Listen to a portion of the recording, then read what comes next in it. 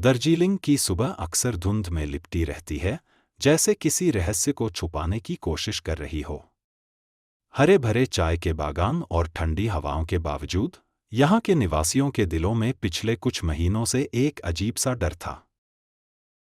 हर कोई जानता था कि कहीं न कहीं एक सीरियल किलर छुपा बैठा है, जो बेधड़क अपनी खौफनाक हरकतों को अंजाम दे रहा है। उसकी खबरें पूरे शहर में आग की तरह फैल चुकी थीं और उसकी शिकारों की संख्या बढ़ती जा रही थी। शहर के लोग भयभीत थे, क्योंकि यह कातिल अपने पीछे कोई भी सुराग नहीं छोड़ता था, जिससे पुलिस भी बेबस नजर आ रही थी। श्याम बाबा का चाय का बागान शहर के कोने में स्थित था। वहाँ हर रोज़ एक रौनक सी रहती थी, लेकिन आज माहौल में कुछ अजीब सी बेचैनी थी। अर्जुन, श्याम बाबा का बेटा, हर रोज़ शाम को बाजार जाता था चाय बेचने के लिए। उसकी साइकिल पर चाय के टिन और कुछ बिस्कुट के पैकेट होते थे। आज भी वो उसी नियमितता से लौट रहा था, लेकिन घर के पास पहुंचते ही उसका दिल धड़कने लगा। ये क्या हो रहा है? इतने सारे लोग हमारे घर के पास क्यों खड़े हैं? अर्जुन ने साइकिल की रफ्तार तेज की और जल्द ही वहां पहुंच गया। उसने देखा कि पुलिस की गाड़ियां और अधिकारी उसके घर के सामने जमा थे। लोगों की भीड़ में से कुछ फुसफुसा रहे थे, तो कुछ लोग डर और बेचैनी से इधर-उधर देख रहे थे। बाबा, क्या हुआ यहाँ? ये पुलिस वाले क्यों आए हैं? श्याम बाबा का चेहरा उतरा हुआ था। उन्होंने अर्जुन की ओर देखा और बोले, बेटा, यहाँ एक और हत्या हो गई है। लगता है वही सीरियल किलर वापस आ गया है। अर्जुन का दिल जोर से धड़कने लगा। उसने जमीन पर पड़ी एक सफेद चादर से ढकी हुई लाश की तरफ देखा। अर्जुन ने डरते हुए पूछा, क्या हम जानते हैं ये कौन है? श्याम बाबा ने भारी आवाज में कहा, अभी तक तो पुलिस कुछ नहीं बता पाई है, पर यह मामला बेहद संगीन है। पुलिस का जांच अधिकारी इंस्पेक्टर रंजन घटनास्थल का निरीक्षण कर रहा था।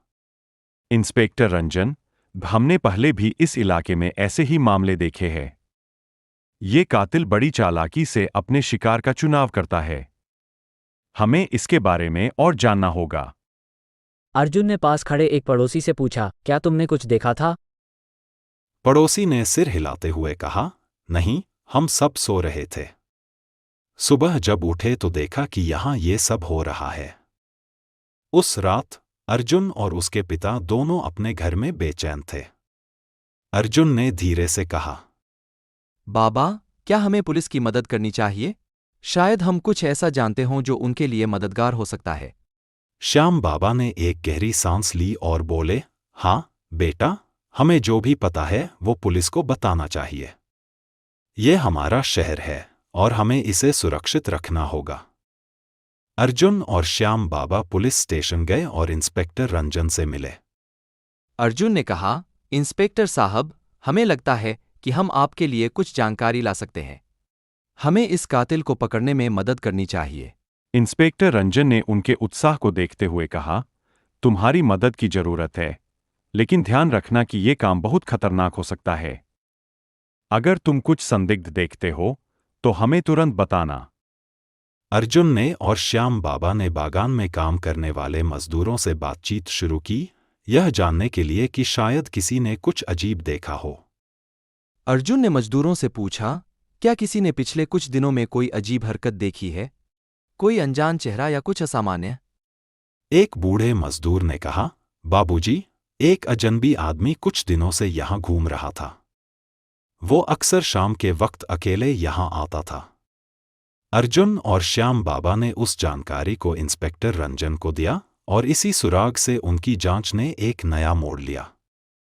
इंस्पेक्टर रंजन और उनकी टीम ने शहर के कोने-कोने में उस अजनबी आदमी की खोज शुरू की। एक दिन इंस्पेक्टर रंजन ने कहा, हमने उस आदमी का पता लगा लिया है। वो इस शहर के पुरानी हवेली में छुपा है। अर्जुन और श्याम बाबा की मदद से पुलिस ने उस हवेली पर छापा मारा और आखिरकार उस सीरियल किलर को पकड़ लिया। शहर में खुशी का माहौल था। लोग फिर से सुरक्षित महसूस करने लगे थे।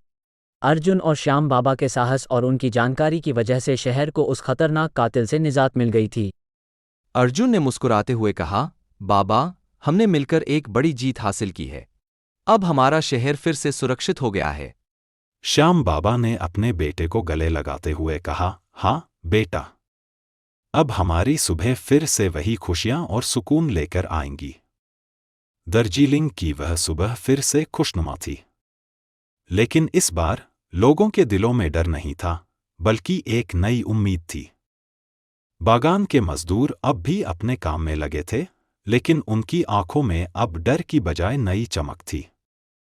हर तरफ अर्जुन और श्याम बाबा की चर्चा हो रही थी। अर्जुन और श्याम बाबा अपने घर पर बैठे थे जब दरवाजे पर एक जोर की दस्तक हुई। अर्जुन ने दरवाजा खोला। कौन है? उसने पूछा। आदमी ने कहा, मेरा नाम विजय है। मुझे आपसे बात करनी है, ये बहुत जरूरी है। मैं एक पत्रकार हूं और मैंने सुना है कि आप लोगों ने शहर को उस सीरियल किलर से बचाया है। सामने एक अनजान चेहरा था, एक मध्यम आयु का आदमी जिसे उन्होंने पहले कभी नहीं देखा था। अर्जुन ने सिर हिलाते हुए कहा, हाँ, हमने पुलिस की मदद की थी। विजय ने गंभीरता से कहा, मुझे लगता है कि अभी भी कुछ रहस्य बाकी हैं। श्याम बाबा ने चौंकते हुए पूछा, क्या मतलब है तुम्हारा? विजय ने समझाया, पुलिस ने जो आदमी पकड़ा था वो असली कातिल नहीं हो सकता। मैंने उसकी पृष्ठभूमि की जांच की और पाया कि वो सिर्फ एक साधारण चोर था जिसे कातिल बनने के लिए मजबूर किया गया था। अर्जुन और श्याम बाबा ने एक दूसरे की ओर देखा। अर्जुन ने कहा, तो फिर असली कातिल कौन है? विजय ने गहरी सांस लेते हुए कहा, यही तो हमें पता लगाना है। मुझे लगता है कि इस पूरे मामले में कोई बड़ा राज छुपा है।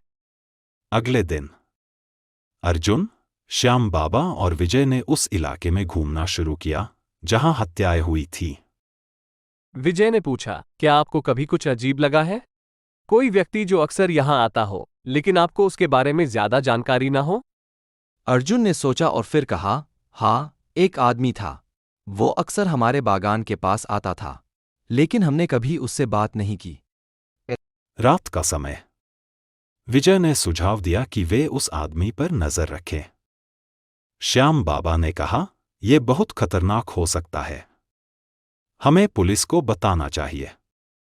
विजय ने जवाब दिया, पुलिस के पास कोई ठोस सबूत नहीं है, हमें खुद ही यह पता लगाना होगा। अर्जुन ने सहमति जताई, हम उस आदमी पर नजर रखेंगे, लेकिन हमें सतर्क रहना होगा। अगली रात अर्जुन, श्याम बाबा और विजय उस आदमी का पीछा करने लगे। उन्होंने देखा कि वह आदमी बागान के पास एक छोटी झोपड़ी में जा रहा था। विजय ने फुसफुसाते हुए कहा, यहां पर किसी भी चीज का पता लगाने की कोशिश करें।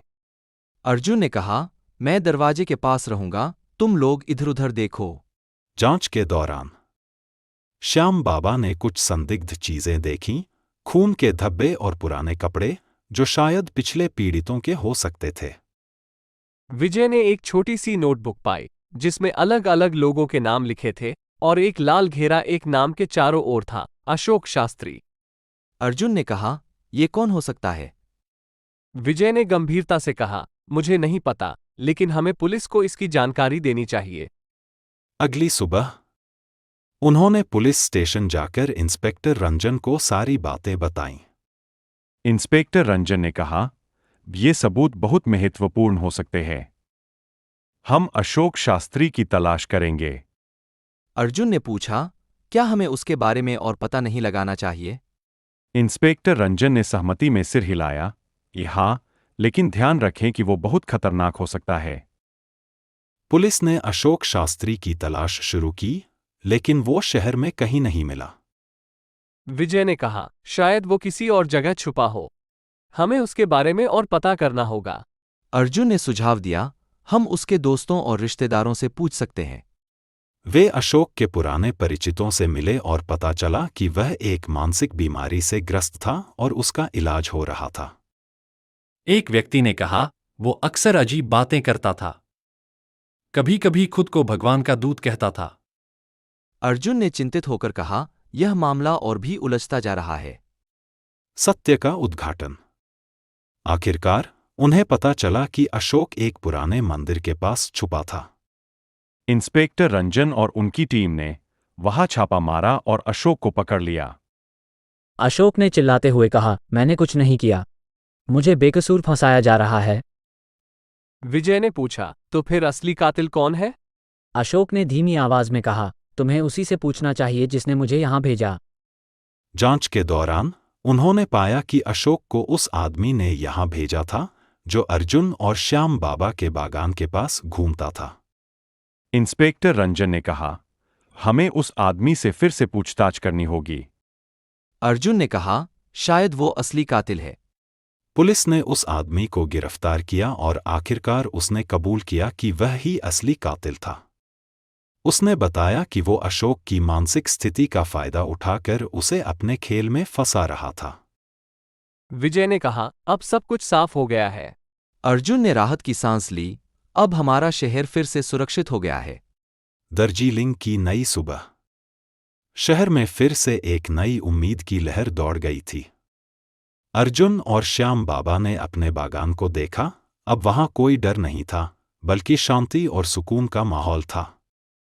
श्याम बाबा ने कहा, हमने एक बड़ी जीत हासिल की है। अर्जुन ने मुस्कुराते हुए कहा, हाँ बाबा, अब दार्जिलिंग की सुबहें फिर से उजली और खुशनुमा होंगी।